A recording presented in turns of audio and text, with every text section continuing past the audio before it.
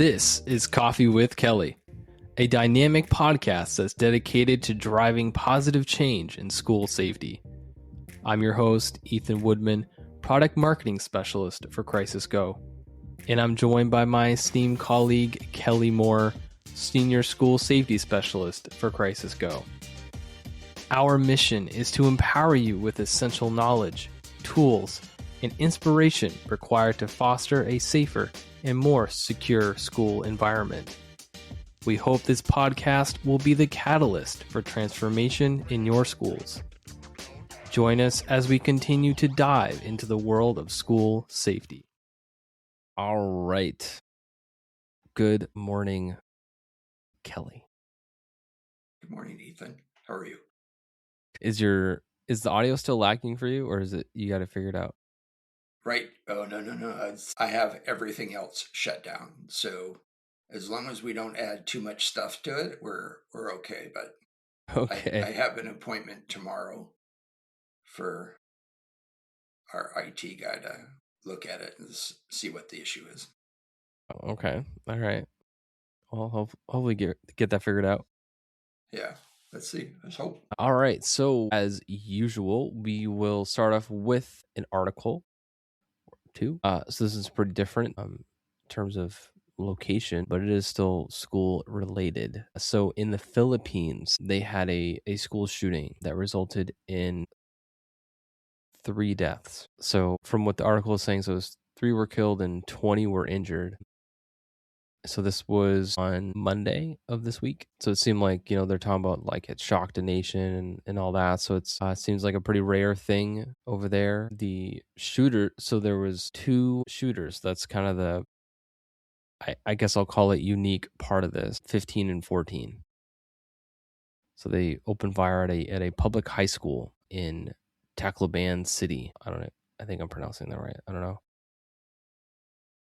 Probably not. So they came in with some different style pistols, and yeah, it's crazy. Yeah. It's this stuff isn't just happening in the U.S. It's happening all over the world apparently. Mm-hmm. Well, it goes to show that this is a human problem. It's a human behavior problem, right? And it also goes to show that, and we're seeing this more and more. Maybe it started out as an American problem, but we're seeing more and more instances where there are acts of violence in Europe and acts of violence in the UK and Canada. And I think, in fact, is one of our stories about one in Canada, or did we decide not to do that one? We decided not to do that one, but there was there was some event. I don't know if it was this week or late last week where it looked like a big building where you'd have a bunch of different businesses inside of it or whatever. Maybe it was a bank. I don't know, but it was a shootout between a shooter and a couple cops. Yeah. So, but the idea is what we've seen recently in the past few months, school shootings in Canada as well. So this, regardless of where it started or who's being attributed with the problem, this is an American problem. It's not an American problem. It's a human behavior problem, and it is capable of rearing its ugly head anywhere you have humans, right? We've been talking about all kinds of issues that are going on throughout the world right now, and regardless of what your political beliefs are, it has to do with human behavior and power, right? And either equalizing the perceived imbalance of power or just seizing power or what have you. The ultimate act of bullying, right? So it can happen anywhere. It's been happening for as long as humans have been alive. They've been violent towards each other. I mean, so now it comes to, what are we going to do to protect ourselves, and what are we going to do to protect those people that we're responsible to protect, our kids in schools? our citizenry. And it just kills me that when somebody says, we don't have that problem. The answer, or the response to that kind of statement is yet. We're so fully connected over the internet. We're so fully connected just by travel. So you're going to get this interaction of cultures. You're going to get this interaction of people on the internet who identify problems and solutions to those problems. Just to take it completely outside of the school violence arena. The joke is, especially between me and my family, is somebody has a problem, we go to YouTube to solve it, right? Or Yeah. we Google it. That's the saying as well. Hey, Dad, did you Google it?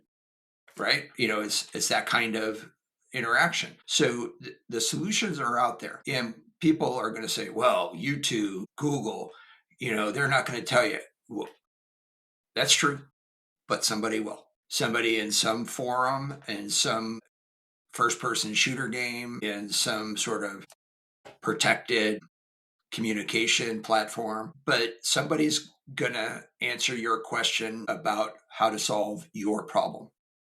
Everyone's an expert, or there is somebody who's an expert on everything, right? So if you are sitting back and it gets back, in fact, I saw this in an article on LinkedIn today. It was probably posted yesterday because I don't usually check LinkedIn in the afternoon. I usually check it out in the morning. But it said the worst mindset you can have is it'll never happen here, right? And that statement couldn't be more true. Is it couldn't happen to me.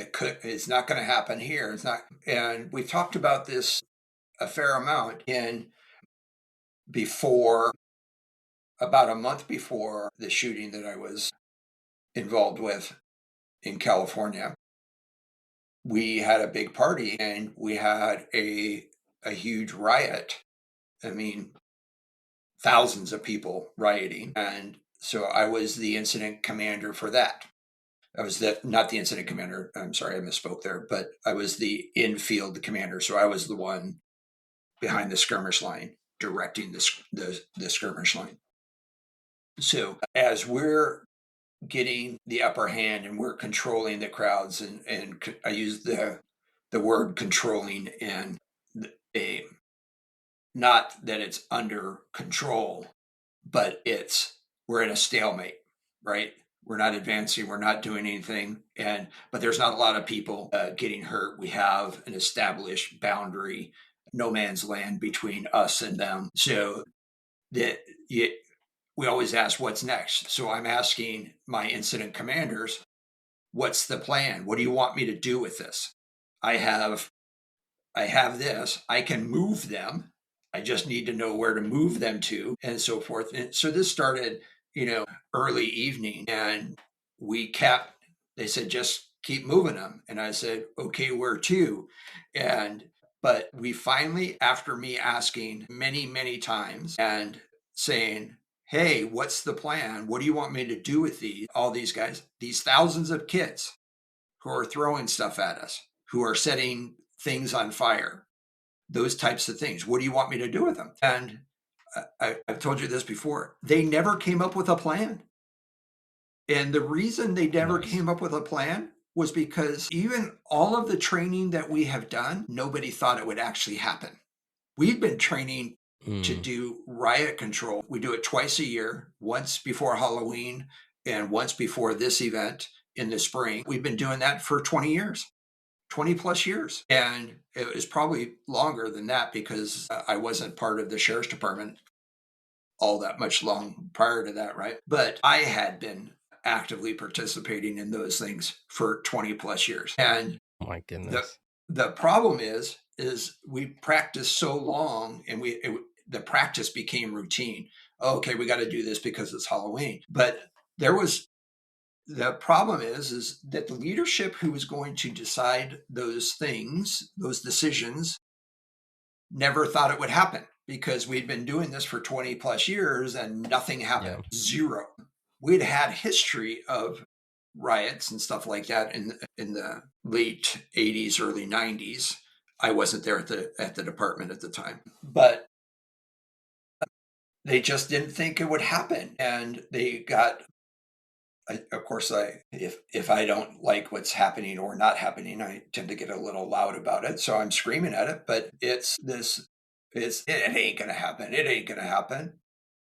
It happening. It's happening right now. Let's do something about it. And it got to a point at 1 o'clock, 2 o'clock in the morning.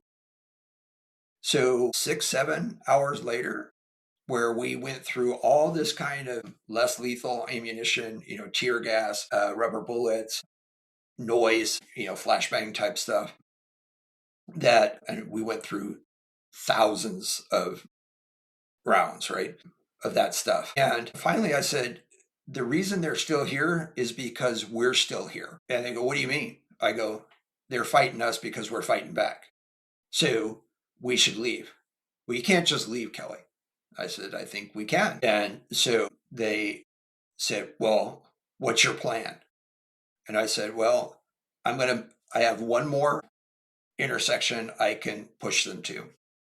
I'm not going to be able to hold that intersection and all of the intersections behind me. So let's push them to that, and then we will just keep walking. And they go, but who's going to watch? I said, let's see what happens. If there's any indication that they're forming up again or they're escalating from where they're at right now, then we'll reassemble and we'll attack them again. And I went up, secured the intersection, told everyone, take a right turn. We're going to walk back to the substation. So we started walking, and everyone just said, hey, where are they going? You could hear them saying, where are they going? And we said, we're going home. We're done here. And they not only stopped, this is the most incredible thing I've ever seen.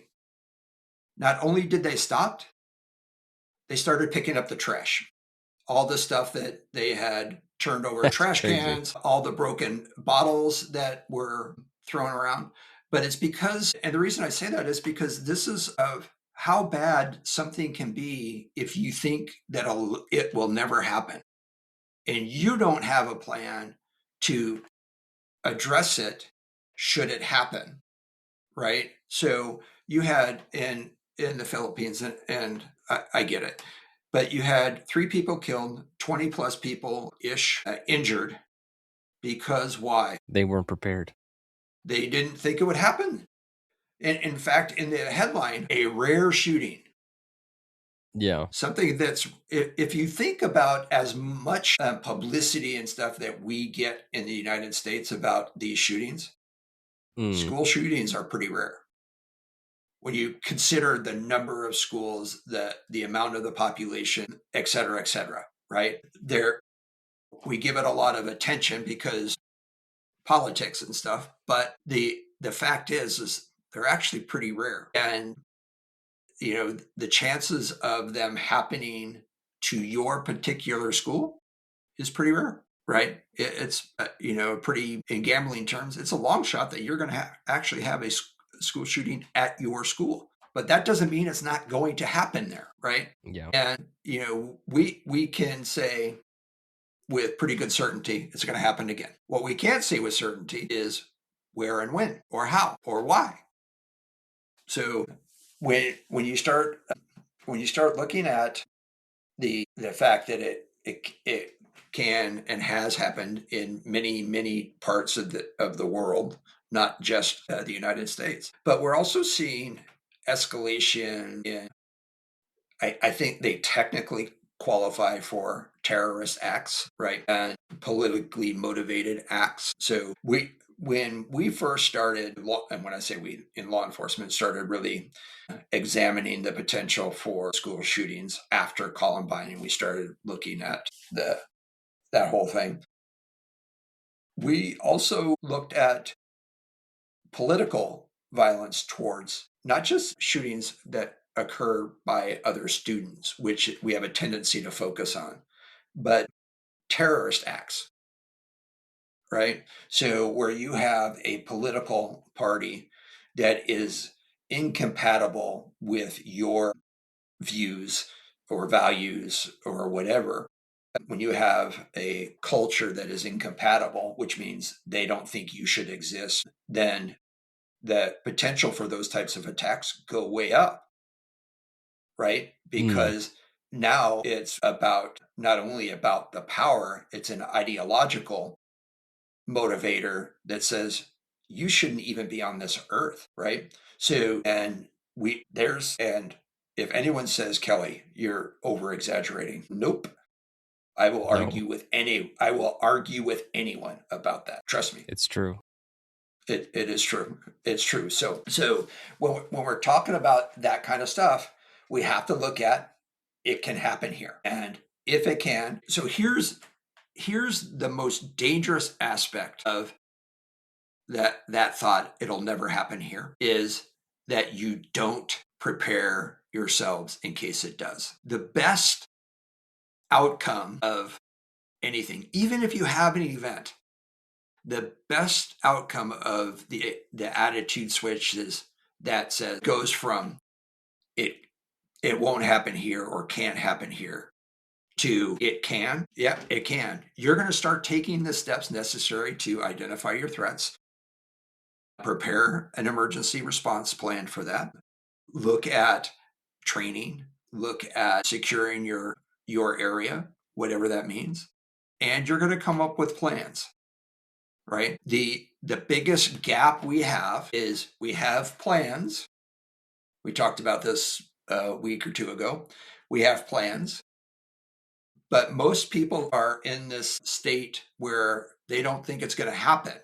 That's not going to happen here. And so they don't train to align with those plans. Those plans aren't accessible during their emergency.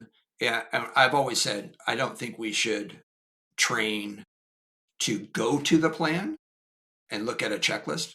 We should train to understand what's on that checklist and know what we're supposed to do. And then if during an incident we need to validate that we have some or remind ourselves what tasks we need to complete, we can pull out the checklist and look at it and say, okay, yeah, I did anything. Oops, I forgot to take roll or attendance or what have you, right?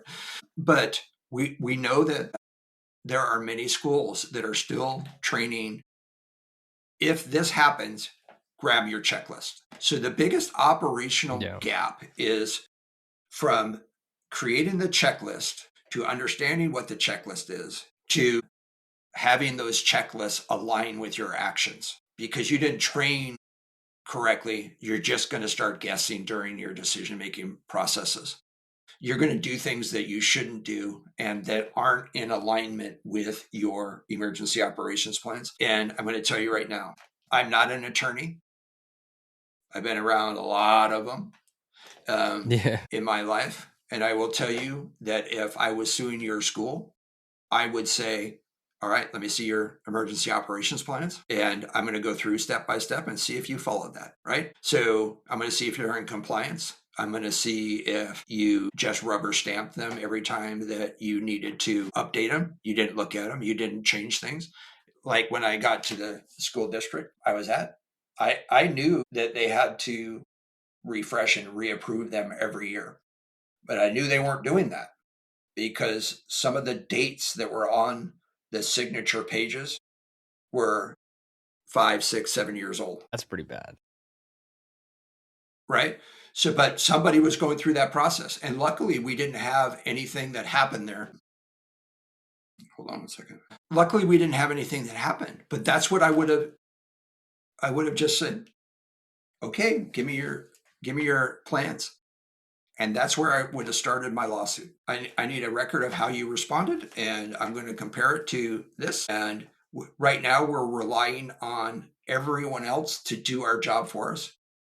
Press the button, and help will come. That pressing of the button and expecting help to come, to me as the attorney, would indicate that you did not do what you were supposed to do. All you did was press a button. And there's all these other tasks that you're required to do that you aren't doing or that you delayed because all you did was press the button and had somebody else come to you. If your plan was as simple as press the button, help will come. Press the button, the cops are going to come, the fire departments are going to come, everyone's going to come save me. You're not in compliance with your state. And Nope. and we get back to the intent of compliance. The intent of compliance is that you're going to keep your kids safe. And these are the steps that you have to do to keep your kids safe. You have to drill, you have to train, you have to have these plans. The intent is that they're all in alignment, and what you're doing minimally will keep your kids safe. So understand that it can happen. Understand that you should be looking at operationalizing your plans so that they are in alignment. I'm not saying you have to check step 1, step 2, step 3, step 4, but you should have a working knowledge, an operational knowledge of those tasks that are the highest priority and what you need to do to complete those tasks without going to a plan, right? So it can happen. It will happen somewhere, sometime in the future. So it might be you, might not be. All right. All right. So that was the first one. That was the first one. The second article for today. So this happened in California, shooting at a library that left 2 dead, and I believe 1 child was injured. So was this in Northern California or Southern? Not that it matters that much. I just need to get a bearing. Northern California. Okay. So it was a 18-year-old that went in with the intent of carrying out a Columbine High School massacre type shooting. So it's written in here that they obviously interviewed him or whatever, interrogated him. Or they found some writings or what have you, right? Yeah, because it says that the shooting suspect was looking for a confined, populated location to attack. Yeah. So all right. The intent was mass casualty kind of stuff. So yeah. But this is one just of the victims was a child, right? One of the victims was. Yeah, the child was injured. It appears that one of the people that died was the child's dad. So okay, pretty sad stuff.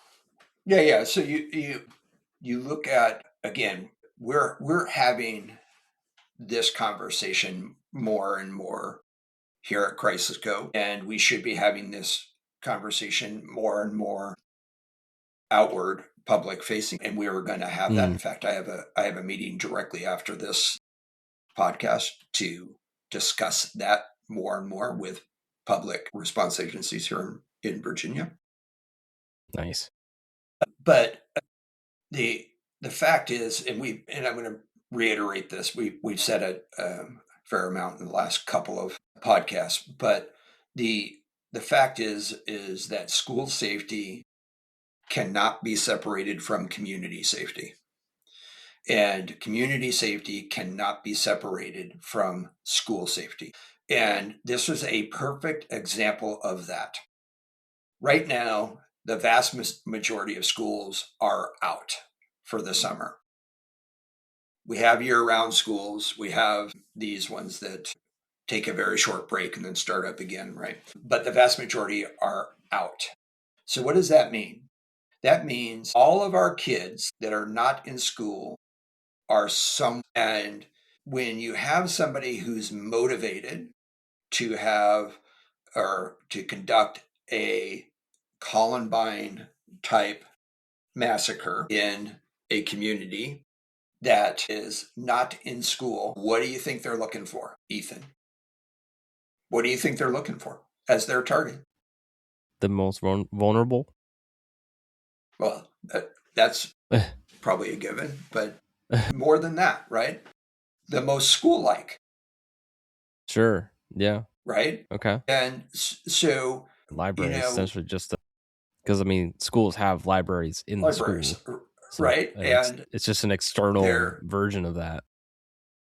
That's right. It's a community space that is constructed to be like every other library, rows of books, reading areas, reading nooks, etc. In fact, many libraries, many, if not all of them, have summer programs where they read to encourage kids to read, where you can bring your child, not like a camp, I wouldn't say that, but you as a parent can bring your child and encourage them to sit down and pick out a book. You can read it with them, engage, let them read depending on their age and their capabilities, but to keep them engaged in that learning process, right? And what else happens in the summer? Very vague question. Could be lots of Lots of things. stuff happens in the summer. Summer, yeah, but one thing happens every summer, almost everywhere in the United States: weather. Weather. Weather. It usually gets hot, and most libraries are air conditioned. That's true. That was a great spot So for air conditioning. it's a great spot to go in, engage in your child's learning process, help them read, all of those things. Maybe participate in a little activity class or session that they're having, not necessarily a camp, but maybe an hour every day they do a book club or something like that, right? In an air conditioned building, right? Get some relief from the heat. They're not running around getting heat exhaustion, that type of stuff. And they're still engaged in the learning process. So there's these things that can happen. Here's the other problem with this type of location. You got to guess. What's the problem with this location? There's a significant threat at many libraries. I mean, usually libraries are in a pretty well populated area, right? Okay. Usually they're like in the center of a town, usually. Yep. Easily accessible. Yeah. Yeah, I mean, usually you can just walk right in. There's usually, Mm-hmm. I would imagine typically there's the security that you would have to go through is probably pretty limited. Limited. Mm-hmm. What does that lend itself to be? Your doors are open. Anybody can whom? walk in. To whom? To whom? So it has to do with the first issue of the weather, right? So air conditioned, you have easily accessible to people, and in many communities, Like you have elder, a significant number of homeless, mentally ill, drug addicted people use that oh, as a I was shelter thinking, because it is easily accessible, it's cool, and they can go in and use the restroom, get some water, hang out for a couple of hours, right? And sure, if they start acting up, they're going to have some interactions with law enforcement. But it's this. This is a bad term. I'm going to say it anyway. It's a cross contamination of societal issues. yeah. We have families who want to go to a space, a public space, to read in a cool place, and we have a vulnerable population who has mental health issues and drug addiction, alcohol addiction, and etc. that are trying to get relief. Maybe not read a book, but they're trying to get some relief and so forth. And they're commingling. Mm. I'm just saying. Is there a potential for problem there? Yes, there is. So, when it gets into that, you have this guy who wanted to conduct a Columbine style massacre. They're going to look for spaces that are, as he said, confined and occupied with lots of people.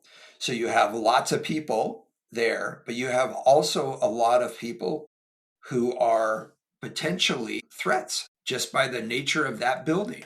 So you get back to where we're talking about it's not going to happen here. We know that's the attitude. Why?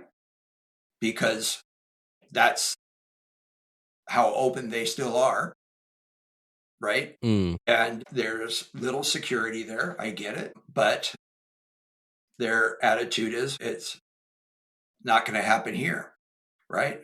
We talked about your government meetings and like zoning committees and what do they call that? The architectural review boards, planning, just your city councils, your school board meetings, et cetera, right? We've seen attacks at there when their answer is to throw some cop or some security there. But generally speaking, that security is not super tight. No. And so you cannot separate the two. You can't say, oh, this is a school thing and this is a community thing. They impact each other. And this is a perfect example of that. It's it's a school style shooting in your community by design, by admission. So you brought up a thing I remembered that I wanted to bring up because it's relevant. So I know I talked to you about this personally, but so my 2-year-old had her first recital on Sunday, and so it was at a high school, and so it was obviously the business that does the dance studio, right? So they obviously like rented out the theater, I think, but still like it's in the school. So like, okay, so there's that. And so like there are a ton of kids here, like ages from 2 years old all the way up to like high school level. Tons of kids. Are they all actually dancing? Well, I mean, my kid didn't dance. I said that for a reason. She went up there and stood with her arms crossed the entire time. Right. It was quite funny. It was a good laugh. Not for her, it wasn't. But she went this. Yeah. The whole time. Big grumpy girl. Yeah. It was quite funny. Right. Full of attitude, that's for sure. So you could walk down a hallway because the doors were open. You could walk down the hallway and that was like the dressing room for everybody. And like for the longest time, you could just walk up and down that hallway willy-nilly. You could like open up doors. You could go into the dressing room. I mean, obviously, like I was going in there because my daughter is in there. Like I'm gonna look out for my kid, but I just found it really interesting. Go ahead. I just found it really interesting because there was no person initially that was like, "Hey, like, who are you? Can I help you?" Like nothing of that sort. It wasn't until after the recital was done that they had someone. There was a person from the dance studio. It wasn't someone from the school, it was someone from the dance studio that was sitting right at that door, like kind of partially blocking it. Like, so there was 2 doors. Initially at the beginning they had both doors open, but at the end they had one door closed, one door open, and there was a person sitting kind of like in the way. So she's like, "Hey, can I help you?" I'm like, "Hey, I'm so and so's dad." Like, "Hey, well, her mom is back there, so you can just sit right here and she'll be right out." I'm like, "Okay, all right." Okay. I was like, late, but okay. Where were you before? Right. So there's all kinds of problems with that, right? And I think that's probably why you brought this up. Yeah, because like I'm so like invested in this now that I'm like, wow, this could have gone wrong. This could have gone wrong. Like this could have happened. This could have happened. Like so articulate what you just said. This could have happened. That could have happened. What are this and that and the other? Gosh, right? What's going through your mind? I mean, someone who, if you wanted to commit any type of assault, you could have easily done that to a lot of different age groups. So that's my first thought as a dad. I'm like, and then, you could, let's say you had a disgruntled, maybe you have some divorce or separation situation and a parent knows that, hey, this kid's going to be at the recital. I mean, they could have easily ran in and grabbed someone and ran off with them. I mean, the whole place was super congested. So if you want to go to that extreme of like, hey, I want to go in and hurt a bunch of people, you very easily could have done that. I mean, just the possibilities of negative outcomes were endless. I'm lagging there, but you're right. So They from kidnapping, right? Human trafficking, right? To violence, to thefts, to Oh yeah. staging. If I wanted to commit a school shooting, what better time than to go to a recital on the weekend, plant things, because nobody's going to check that, right? In today's society, we're not Oh, going you to mean like walk plant through plant things for a later time? yeah, if I'm going to do a shooting on Sunday and I have to go through a metal detector on Monday, but nobody's Mm, there doing anything Sunday when the recital is, I can walk to my locker, put my stuff in it, and walk through with no concern, right? yep. So there's all kinds of things. They So also they also when had my favorite installment of panic buttons, yeah, I saw that. Yeah, yeah. We won't go into strategically that. placed. Yeah, in the hallway. Drives me nuts. So yeah, we can go into that later if we have time. But the the answer to this is who's responsible for that? Right. I'm genuinely wondering that question. If you're renting out a space and that space Mm-hmm. happens to be within the school, Mm-hmm. who is responsible? Like if something went wrong, who would be in trouble? I guess. I don't. Yeah. So that good question, right? So let's take a step back, right? Or take a step back from that. And let's say ultimately who's responsible versus who's kind of responsible. Yeah, well, I mean, Right. any So any parent that has their kid there, probably you have some responsibility to look after your kid. that's right. If you're entrusting your kid to a business, a company that is takes there's some responsibility there to make sure Mm-hmm. that your kid is safe. Mm-hmm. So there's some responsibility there. But then I think that if you're a venue, I think there should be some responsibility on you to make sure that you have the accommodations to make sure that the people that are in your building are safe. So how do you do that? I All mean, of that. How do you do all of that? yeah, I mean, if I'm coming at it from a venue perspective, like if I own that venue, for the purpose of that, like I care about people being safe, but also I care about not being sued to death. I would say, hey, do you have a security team? Do you have all these things in place?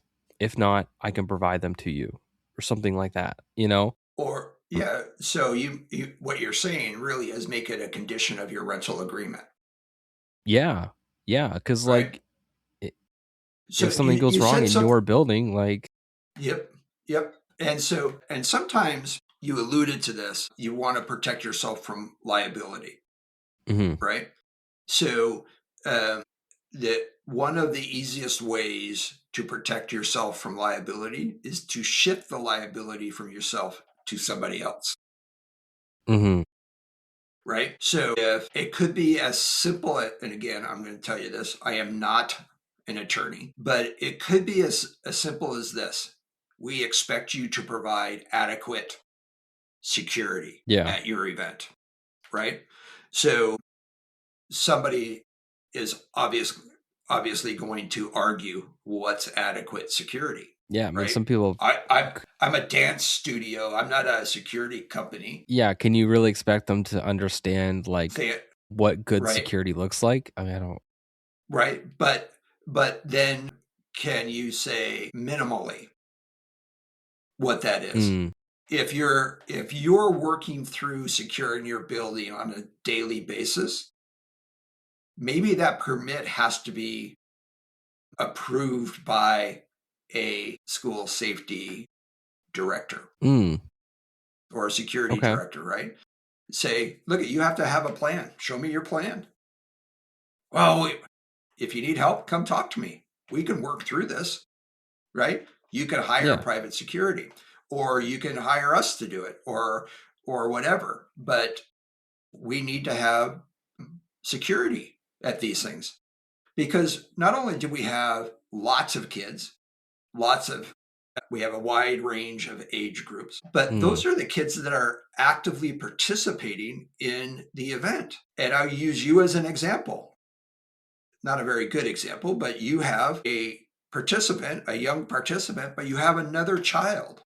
So let's Yeah. say your participant is 10 or 11, but you have some 4 or 5 year old that you're letting run some energy off because Sissy hasn't been Yeah. up on stage yet. And you say, just run up and down the halls. I'll be right in here. Okay, mom. And you lose track of them, right? Mm. Or you're losing track of, you know, the, and people will giggle at this, but I did not want more than 2 kids. And the reason we didn't want more than 2 kids is because there would almost never be a time that one of us couldn't be there at any event. And my kids traveled a lot when they were younger. Once in a while, we would get that rare circumstance where neither one of us could go, but that was very, very rare. And so one of us was always there to provide that. We had friends that had multiple, 3 or 4 kids, and they were always entrusting Where's so and so? Where's your brother? Where's your sister? they're always entrusting somebody else to care for them. So Mm. we were in a traveling sports team, water polo, and so you would go down from where we lived, you'd head down to San Diego, and you would have 15 different pools that you had to go to, and some of them were some distances apart. Because we had 2 kids, one of us could go to one and one could go to the other, right? But sometimes with our friends, they were always missing one of their kids' games because they're Mm. different age groups. They had 2 girls, one boy, and so the boys are playing one place, the older girls are playing at one place, and the younger girls are playing at another place. So they had 3 different venues, right? So, but it's those types of things. But really, the responsibility is all of theirs, and they have to collaborate on that. And I'll say this. I think it's incumbent upon the school to make sure that everyone who enters their building, regardless of the circumstance, that's not necessarily completely accurate, but for planned events and after school events and that kind of stuff, I'm not talking about somebody who breaks into the school, but they should take some reasonable steps to make sure that they're safe. And we got back into, we talked about the other side of it is, could people access that event for bad reasons, right? So, and that are completely unrelated to the event. So, pre-planning, positioning of equipment, weapons, and ammunition, etc. Could they do that at this weekend event? And then somebody's looking at, we have metal detectors, we have this. How did that get in? Well, because you left your entire building open on the weekend when Ethan wanted to go to his daughter's dance recital. That's why, right? And we've talked about this many, many times. Oh Is yeah. we the schools think, not every school, I would say the vast majority of schools think that safety stops when it starts when the first bell rings and stops when the last bell rings. They don't think about everything else that community uses that building for. Mm-hmm. That's not their responsibility. But I will tell you what, protecting your reputation as a school district and as a building is just as important as protecting your kids in your district during school hours. So the headlines, if something had happened at the school where your daughter was performing or not performing, if something had happened there Mm. and it was at the elementary school, or it was at a high school, right? You said? Mm-hmm. High school. Yeah. So at East Lawn High School in New Hampshire, where do you think the headline is going to place that incident The high school. at the high school by name. Yeah. By They're name. going to Yep. identify that there was a school shooting at East Lawn High School in New Hampshire during a dance recital. Mm-hmm. And the school's going to say, wait, we weren't involved with that. Yes, you were. Yeah. Whether you like it or not. I think if you're getting Right? paid to have someone use your space, I think But look, that's enough but involvement. look at the politics. Look at the Yeah. politics. They're going to say I there was know. a school I know. shooting, right? And regardless of whether or not it was a school event, a school sanctioned event, or just an event that happened to be on your school's grounds, rental, whatever you want to call it, it's still going to be classified as a school shooting. And there's going to be lots of questions. So understand what those questions are going to be. And we go back to the beginning of this podcast is the thought that it can't happen here. It just did, right? Regardless of whether or not your school was in session, it happened at your school. So go back to that mindset. This could happen here. This could happen during this event. This could happen after school, before school, during school, outside the building. This could happen. And then you start asking yourselves the questions. What happens if? How do we stop that from, right? And how do we help if our community partners, because I'm going to tell you right now, if something had happened at the recital, somebody's going to start saying the school is responsible here. Somebody's going to start, whether or not they are legally is not the question or for debate here. Somebody's going to accuse them of saying, why didn't you secure that building? And they're going to say it wasn't us, it was the dance club, right? So they're going to try to shift that because that's what humans do. It's not our fault, it's their fault. They're the ones that rented the space. So now go back to the whole theme of this discussion. You can't separate school safety from the community, and you can't separate community safety from the schools for this very reason, right? Mm-hmm. Like you just said, because I don't know the total range, but we had 2-year-olds and all the way up to like probably 17, 18 years old in what is probably, I don't know the size of the town that you're in, but it's probably not a huge town because it's New Hampshire, right? And it's not the capital of New Hampshire. So it's not a huge town. So chances are every one of those children in that recital was a student at one of your schools. Yeah. So yeah, they kind of came from. Well, that's. I mean, that studio had kids from all over the kind of that southern New Hampshire area. So I mean, it's multiple. Think about that, but like all over the place. But so it's like multi-district, multi-school kind of effect so that kind of thing happened. So this is all hypothetical because nothing happened. But had something happened, now you have the impact, the traumatic impact of every family and every school or every child there that gets spread to every school district that studio had somebody from, every school building, every community, right? Because we know how this thing ripples through our communities and how it touches everything, right? And we know that. I'm not sure everyone understands how connected that is, but that's what we're saying is you just cannot separate school safety from the community or community safety from the school, especially if you're allowing the community, and many districts do this. I mean, I would venture to say the vast majority. They have facilities that community organizations can utilize.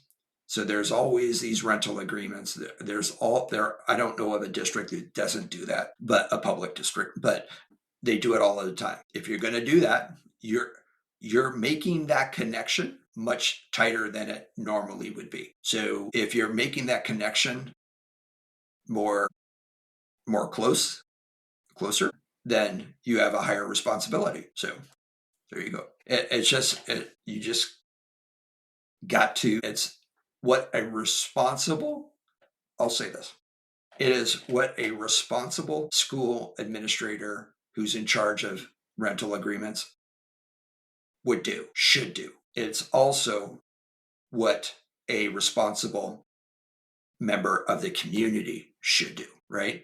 We could throw this back on the dance studio. Hey, we're having all these kids here. Do you have security? Do we provide the security? How do we make sure that this event is safe, right? How do we protect our kids? Sure, a dance studio is not necessarily thinking of that, but they should. Mm.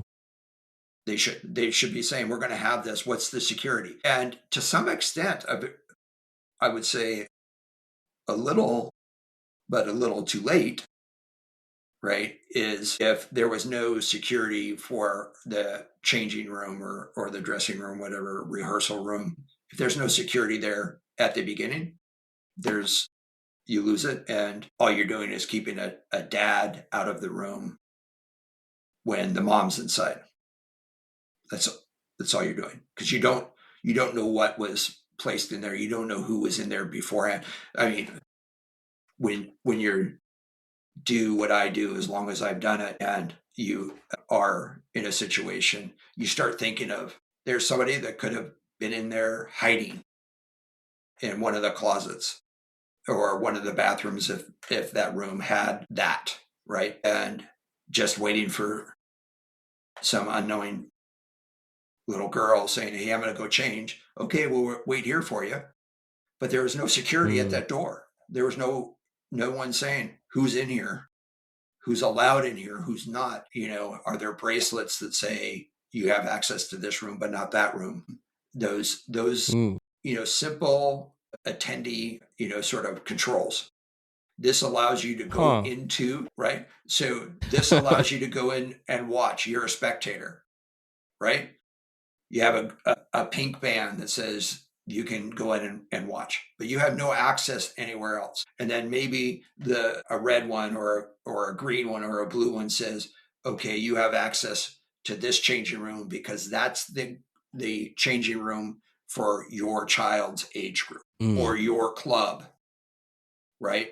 So let's say you have an event where you have different teams competing, or you have different clubs that are participating in the recital at different studios or whatever you call them.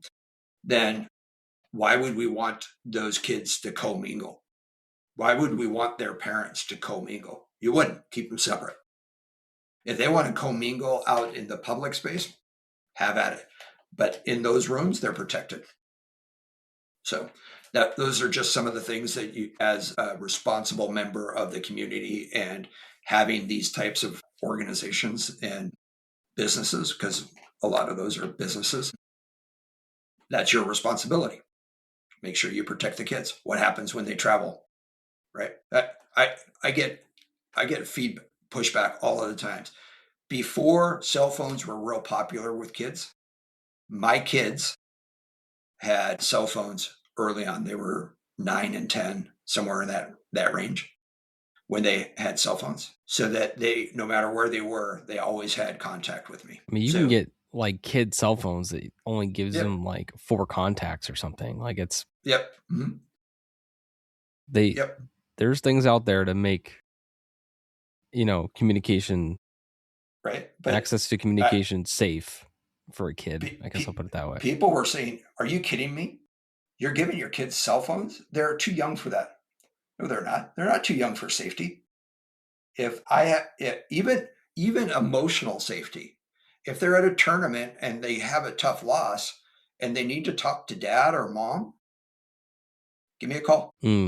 Well, I'll talk you through it. They don't have to wait till Monday when they get home, right? They had access to that. So it was for safety. It was, but it was also before that was a thing, really. But now kids, I mean, 4 and 5-year-olds have them. I'm gonna say, Crazy. So anyway, yeah, I think if you switch that mindset, we'll probably close it with this: from it can't happen to it will happen or it can happen, then you're in a much better position to protect yourself and your family. You're much better off in protecting those who you're responsible for. So there you go. Change your attitude. Change your. Oftentimes that's the best advice. Change your disposition. Let's move it to the right mindset. If you enjoyed today's episode, please like, subscribe, and hit that notification bell. And if you have any questions about what we discussed, leave a comment on our website at crisisgo.com. Thank you for joining us today, and we'll see you next time on Coffee with Kelly, a discussion on school safety.